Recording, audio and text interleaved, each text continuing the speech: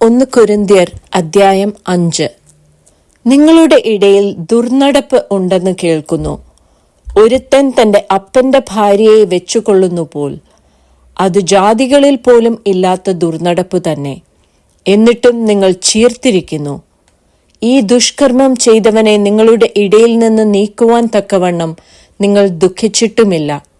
ഞാനോ ശരീരം കൊണ്ട് ദൂരസ്ഥനെങ്കിലും ആത്മാവ് കൊണ്ട് കൂടെയുള്ളവനായി നിങ്ങളുടെ മധ്യേ ഇരിക്കുന്നവനായി തന്നെ ഈ ദുഷ്കർമ്മം ചെയ്തവനെക്കുറിച്ച് നിങ്ങളും എൻ്റെ ആത്മാവും നമ്മുടെ കർത്താവായ യേശുവിൻ്റെ ശക്തിയോടെ ഒന്നിച്ചു കൂടിയിട്ട് നമ്മുടെ കർത്താവായ യേശുവിൻ്റെ നാമത്തിൽ അവനെ ആത്മാവ് കർത്താവായ യേശുവിൻ്റെ നാളിൽ രക്ഷിക്കപ്പെടേണ്ടതിന് ജഡസംഹാരത്തിനായി സാത്താന് ഏൽപ്പിക്കണം എന്ന് വിധിച്ചിരിക്കുന്നു.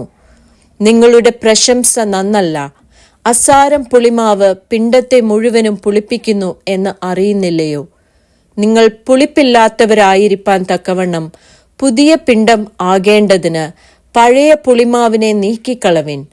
നമ്മുടെ പെസഹ കുഞ്ഞാടും അറുക്കപ്പെട്ടിരിക്കുന്നു, ക്രിസ്തു തന്നെ. ആകയാൽ നാം പഴയ പുളിമാവ് കൊണ്ടല്ല, തിന്മയും ദുഷ്ടതയും ആയ പുളിമാവ് കൊണ്ടുമല്ല, സ്വച്ഛതയും സത്യവുമായ പുളിപ്പില്ലായ്മ കൊണ്ട് തന്നെ ഉത്സവം ആചരിക്ക. ദുർനടപ്പുകാരോട് സംസർഗം അരുത് എന്ന് ഞാൻ എൻ്റെ ലേഖനത്തിൽ നിങ്ങൾക്ക് എഴുതിയിട്ടുണ്ടല്ലോ. അത് ഈ ലോകത്തിലെ ദുർനടപ്പുകാരോടോ അത്യാഗ്രഹികളോടോ പിടിച്ചുപറിക്കാരോടോ വിഗ്രഹാരാധികളോടോ അരുത് എന്നല്ലല്ലോ.